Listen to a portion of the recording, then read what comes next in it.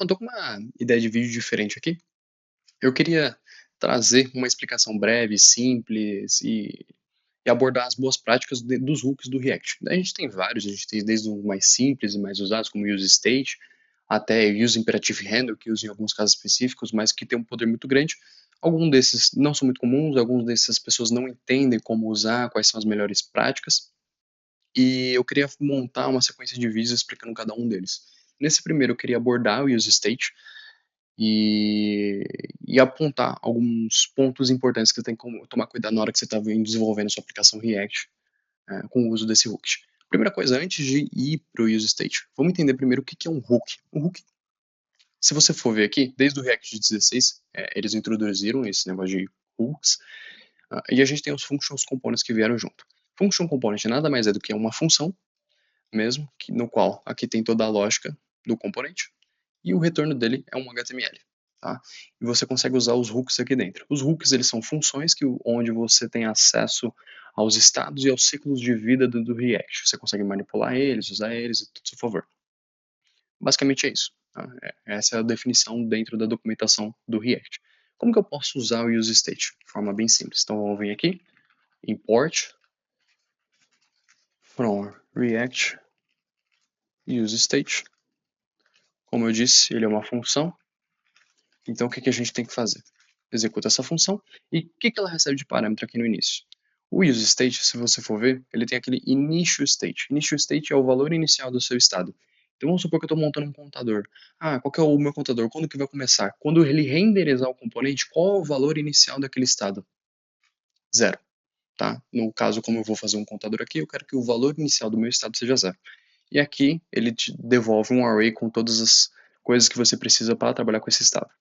Na primeira posição, a gente tem o estado em si, como eu passei 0, então ele entende que aquilo é um number, mas vamos supor, eu quero que seja uma string. Ele vai entender como string. Primeira posição daquele meu array é uma string, mas vamos voltar para o 0. Tá? Como que eu sei que é um array com posições fixas, eu posso desestruturar esse array e acessar diretamente esses valores. O primeiro, então, vai ser o count, como eu mostrei, e o setCount. E aí, se for ver, mesma coisa lá, number, e aqui aquela função que atualiza o estado. A função a gente vai deixar um pouco para depois. Vamos primeiro exibir esse estado em tela. Como que a gente exibe? É só usar a variável de qualquer lugar, tá? Que já vai funcionar. Se eu for aqui, então o meu incremento inicializou com o valor 0, renderizou o componente, o que ele vai exibir? O valor inicial, até eu manipular esse estado. Então vamos supor que o meu valor inicial seja 10. 10. Beleza? Essa parte é fácil, bem simples. Como que a gente atualiza um estado? Como que a gente manipula os estados dentro do React? E aí vem essa segunda posição. Serve exatamente para isso. Então vamos fazer um incremento desse nosso contador. Function increment setCount count, o valor do meu estado, mais 1. Estou incrementando, tá? Incremente.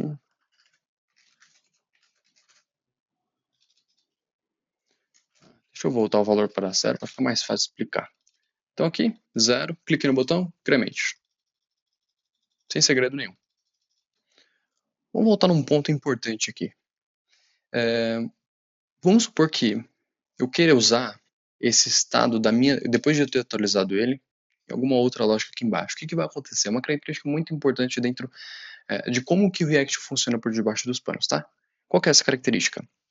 Uma função, tá? A função de atualização, ela não muda esse valor. Ela fala o seguinte, React, na próxima renderização, esse é o valor que você tem que usar para o seu estado, tá? Quando todos os eventos dentro daquele componente tiverem sido concluídos, o que eu quero dizer com isso? Eu cliquei no botão. Esse botão ele executa 3 funções, tudo mais, passa por um fluxo de execução, um fluxo de eventos. Quando esse fluxo terminar, o React vai entender, opa, acabou tudo que eu tinha que fazer. O que eu tenho que fazer agora? Eu tenho que atualizar meu componente. Qual que é o valor que ele setou no estado dentro daquela última renderização? Ele setou mais 1. Então eu pego esse valor atualizado e jogo dentro da minha nova renderização aqui. E aí, na próxima renderização, o count ele não vai ser o valor de inicialização, ele vai ser o valor da última manipulação do meu estado. O que isso quer dizer na prática? Se eu vier e tentar usar esse botão incremente aqui, vamos olhar o console log. Opa, desculpa. Dá F5 na página. Deixa eu exibir ele que fica mais fácil de ver. Count. Então eu tenho count 0. Acrescentei mais um. Opa, no console está 0. Por que isso aconteceu? De novo. Eu atualizei, não significa que eu atualizei no momento. Eu atualizei para a próxima renderização, para a próxima inicialização desse componente, e eu terei aquele valor. Enquanto não tiver todos os eventos, o meu componente não é atualizado. Se meu componente não é atualizado, tudo que vier abaixo vai continuar usando o estado anterior. Como que a gente resolve isso? Não tem muito segredo, não tem como que a gente pegar esse novo valor. Então a gente pode vir aqui, simplesmente criar uma constante, count, sei lá, new count, é igual a count mais um. Aí eu passo o new count, no F5 para limpar o estado. Agora sim, o mesmo valor, porque eu estou salvando qual que será o novo valor de uma constante. Tá? Então está funcionando aqui. Mas vamos supor que eu queira atualizar esse estado mais de uma vez. Tá? Será que isso funciona? Então, set count, count mais um. Segue a mesma lógica. Opa. Tá?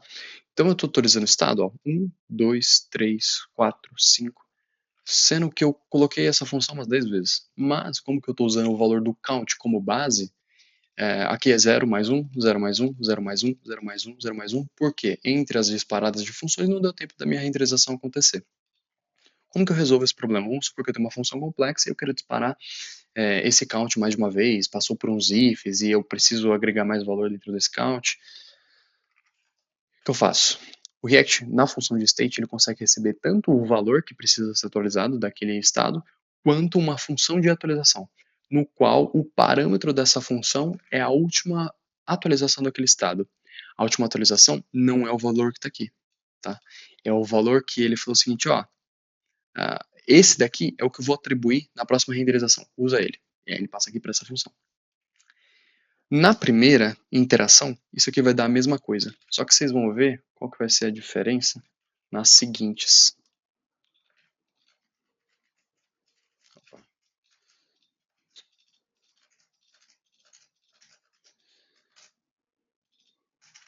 5 de 4 em 4. Tá? Porque esse valor aqui é o que vai ser usado na próxima atualização. Se eu tenho acesso a esse valor, eu consigo usar e incrementar ele antes mesmo da renderização acontecer. Tá? Esse é um ponto importante que vocês vão usar bastante dentro do useState. Dei um pouco isso, vamos apagar essas coisas aqui. Const. Vamos supor que a gente tem um estado para armazenar as informações do nosso usuário. Então, useState. Não só tipos primitivos, ele aceita de complexos, tá? Então vamos colocar nome, e vai vir com John, e o surname dele é o Doe, John Doe. Vamos exibir esse cara aqui, tira esse count daqui, tira esse button, vamos criar um input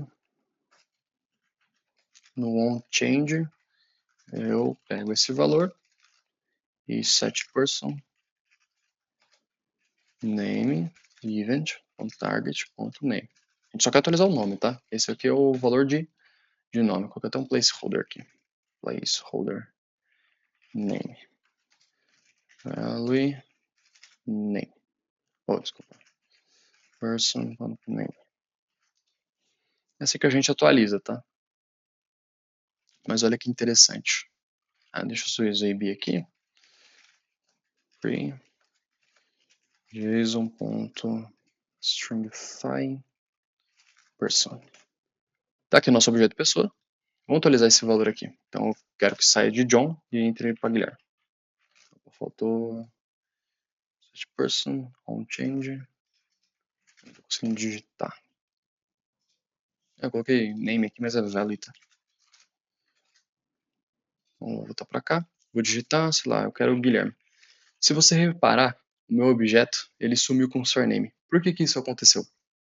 Dentro do React, os estados são imutáveis. Isso significa que, uma vez alterado, o valor ele é completamente substituído.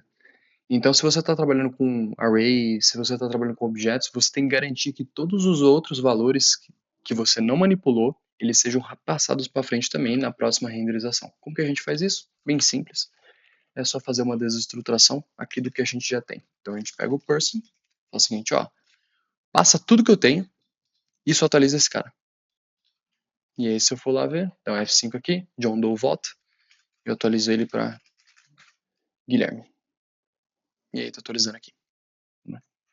Uma coisa interessante que a gente consegue fazer com isso também é usar funções para inicializar o nosso estado. Então, vamos supor que a gente quer trabalhar com date, tá? Ou qualquer outra função complexa aqui dentro. Vamos criar uma função, vamos supor que seja um cálculo complexo aqui, que nos retorne, sei lá, um número gigante. Tirar esse input daqui que a gente não vai precisar mais, nem esse JSON stringify. Deixar aqui.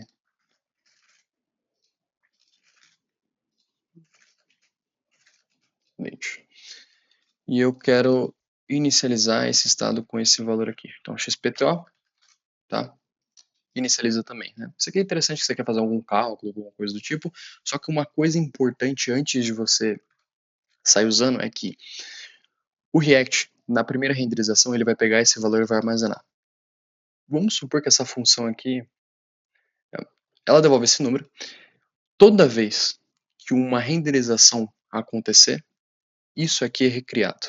E essa função, por consequência, é disparada. Então, se essa função é pesada, você não vai querer que fique disparando toda hora. Para o React não vai mudar, porque ele vai inicializar esse estado, vai armazenar, e para ele, independente do que esteja acontecendo nas próximas renderizações, ele não vai mudar o valor por causa disso.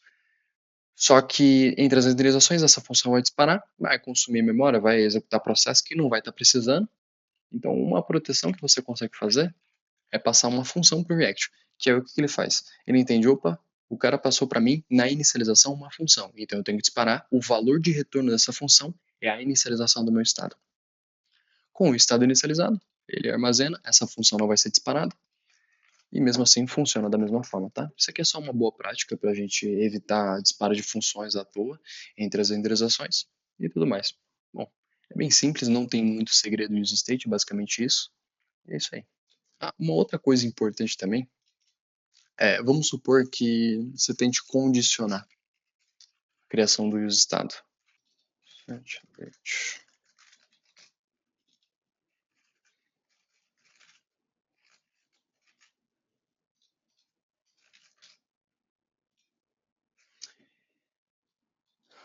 Renderizou menos hooks do que esperado.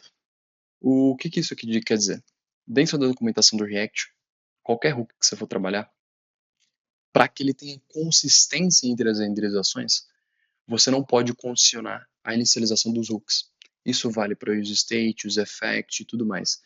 Não tem como. O que você pode fazer é condicionar talvez um valor de atualização ou algo do tipo, ou separar em um componente, dizer se esse componente vai ser renderizado ou não, mas nunca condicione um estado ou nem chame um estado dentro de uma função. Vamos supor que eu queira chamar o estado dentro dessa função aqui. Não vai funcionar. Tem que ser dentro de function components, para que o ciclo de renderizações funcione corretamente. O único momento que você consegue colocar a inicialização de hook fora de um function component é quando você cria custom hooks, que aí você pode chamar hooks dentro de hooks, mesmo que eles não estejam dentro de um test X, dentro de um componente, algo do tipo. Mas isso é uma coisa mais para frente.